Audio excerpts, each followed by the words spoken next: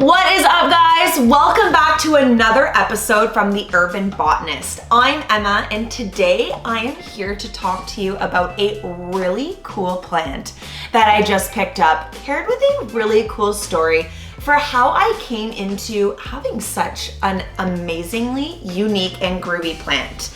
This here is the Amorphophallus titanum, or the Titanum arum, which is probably not being said entirely right by myself, but I'm working on it. It's always a work in progress with me.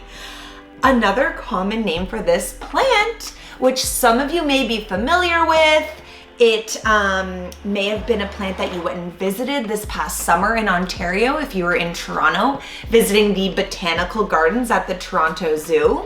Any guesses? Any guesses? This is a corpse plant. Ah! Look at this bad boy. I am so excited about it. Okay, so let me tell you the story about how I came into having such a plant. Where did I get this? How did I come into picking this up? Well, let me tell you. So I was on a little journey through the GTA. We were doing some filming. We were doing some just connecting with different nurseries in the Ontario province, and we were visiting the Valley View Gardens nursery. We went to Vandermeer, we went to Valley View, we went to Kim's Nature, we went to a whole bunch. But when I was visiting Valley View, you know, my cart was pretty full with all of the things. I was getting excited. What else did I pick up at Valley View? Oh my gosh, I'll show you in some other videos. But anyways, I was honestly on my way out when I saw in a back corner, and I mean, this nursery is absolutely massive. It's humongous. And just when I thought I had seen every inch and corner of that place, I had got all the plant babies that I could possibly need and love and desire, I saw a little corner of plants that I hadn't quite checked out yet. And they mostly look like herbaceous outdoor garden plants, and I'm more of a tropical babe, as you guys know. But I saw a table of, 8 to 10 of these guys, and most of them had been ribboned off saying sold. And I was kind of like, what is this? This guy looks really cool. He kind of has this almost a giraffe patterned stem stalk, and the leaf pattern on them was so cool, like just really different and unique. I honestly had no idea what it was. So you know what? No price tag, no nothing. I just picked it up. I was like, whatever, I'm getting this. Like, I don't know what it is, but I love the mystery behind it and I want to figure it out. So as I'm going to check out, wrap up everything that we had picked up that day, a little old man was walking by me and he said, "Excuse me, miss, do you know what you have there?" And I was like, "No, but I bet you're gonna tell me. Tell me what this is." And he said, "One just bloomed at the Toronto Zoo last week." And I had just done an Instagram post about this flower blooming. And he said that, and I said, "Is this a corpse plant?" And he said, "Yes." And I was like, "Oh my God, are you freaking kidding me? You guys sell these? Like, what is going on?" They only had a small number of them in, and luckily I was able to snap one up. Of course, it's not blooming, and most of you are probably like, why on earth, Emma, would you want a corpse plant? And for those of you who don't know what a corpse plant is, they take a lot to bloom. They're crazy, unique, beautiful plants, but the flower on them smells like rotting meat. It smells like a dead body, which is kind of course, where it got its name from. So why would I want this to bloom, Emma? Like, you're crazy, you're batshit. I know these things, but anytime I can get my hands on growing something that's really rare and unique, I get excited about it, and it'll most likely be going outside when that time does come for it to bloom, which I really do hope that it does bloom. We're going into the winter months now, so this guy is actually supposed to be killed by the frost. I'm going to put it outside. I don't have the heart to do it, but I have to.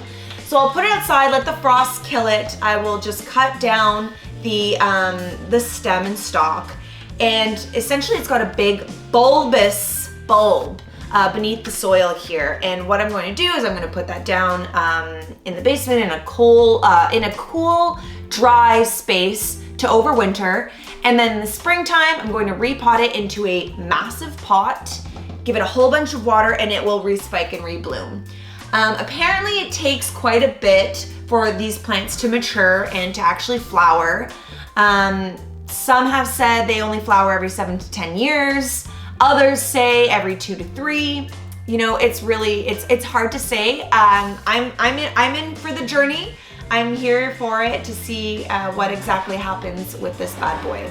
So another really cool thing about the corpse plant is it only produces one leaf, although it is a giant one. And at the end of each growing season, the petiole and leaf will essentially rot away.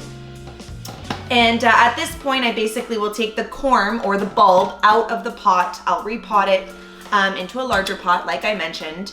And basically we'll just make sure that it doesn't rot over the winter.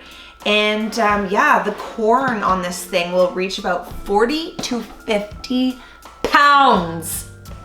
How wild is that? I'm gonna need a hand repotting it, that's for sure. So this is a flowering plant. It is the largest unbranched inflorescence in the world. These plants are actually endemic to Sumatra, which is in Indonesia. They like a really high humidity of 70 to 90%. And what's really cool is when it does bloom, the tip of the bloom is super, super warm. It's close to the same temperature of the human body. And essentially what that heat is doing is it's also helping to release the scent to attract carrion beetles, scarab beetles, all different sorts of pollinators to come and help to pollinate this beautiful, beautiful plant. This heat is believed to also assist in the illusion that attracts those carcass-eating plants.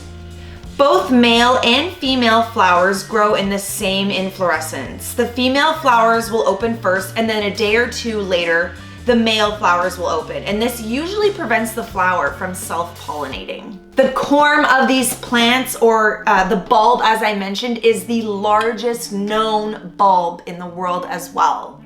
The flowering of that actually inspired the designation of this plant to be the official flower of the Bronx. The Titan arum's flower is known to reach approximately 10 feet in height. So I'm really excited about having this plant. I will be sharing the progress over the next following months and years for how I will best cultivate and grow this bad boy. But I really wanted to share with you guys this cool plant that I was so lucky to pick up at Valley View. If you like this video, please make sure to leave a like and subscribe to our channel. We will be posting all different sorts of videos about cool plants, cool plant tips, and care suggestions for you guys at home to grow your green thumbs. Thank you so much for joining us, and we'll see you in the next video.